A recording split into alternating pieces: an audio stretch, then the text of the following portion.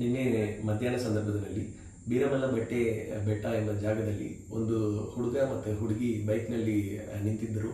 ಆ ಸಂದರ್ಭದಲ್ಲಿ ಅಲ್ಲಿರುವ ಯಾರೋ ಇಬ್ಬರು ವ್ಯಕ್ತಿ ಬಂದು ಅವರಿಗೆ ಕಿರುಕುಳ ಕೊಟ್ಟು ಅವರು ಅಲ್ಲಿಂದ ಹೋಗಬೇಕು ಎಂದು ಅವರಿಂದ ಕಳಿಸಿದ್ದಾರೆ.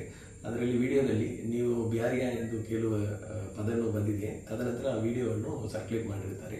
ಆ ವಿಡಿಯೋವನ್ನು ಪರಿಶೀಲಿಸಿ ಎನ್ಕ್ವೈರಿ ಮಾಡಿದಾಗ ಆ ವಿಡಿಯೋದಲ್ಲಿ ಇರುವ ಇಬ್ಬರು ಮೈನರ್ ಎಂದು ಕಂಡುಬಂದಿದೆ. ಅವರಿಬ್ಬರು ಒಂದೇ ಧರ್ಮಕ್ಕೆ ಸೇರಿದವರು. ಇವತ್ತಿನ ದಿವಸ ಬೆಳಗ್ಗೆ ಹುಡುಗಂದು ತಂದೆ ಬಂದು ಒಂದು ದೂರನ್ನು ಪೊಲೀಸ್ ಸ್ಟೇಷನ್ನಲ್ಲಿ ಕೊಟ್ಟಿದ್ದಾರೆ.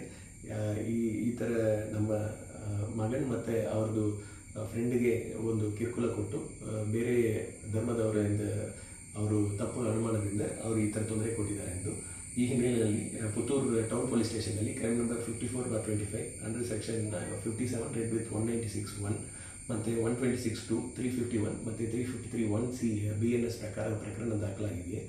ಈ ವಿಡಿಯೋವನ್ನು ಮಾಡಿ ಹರಡಿಬಿಟ್ಟಿರುವ ಆರೋಪಿಗಳಾದ ಇಬ್ಬರು ಪುರುಷೋತ್ತಮ್ ಕಡಬ ತಾಲೂಕು ಮತ್ತು ರಾಮಚಂದ್ರ ಪುತ್ತೂರು ತಾಲೂಕು ಇವರನ್ನು ಈಗಾಗಲೇ ಪೊಲೀಸ್ ವಶಪಡಿಸಿಕೊಳ್ಳಲಾಗಿದೆ.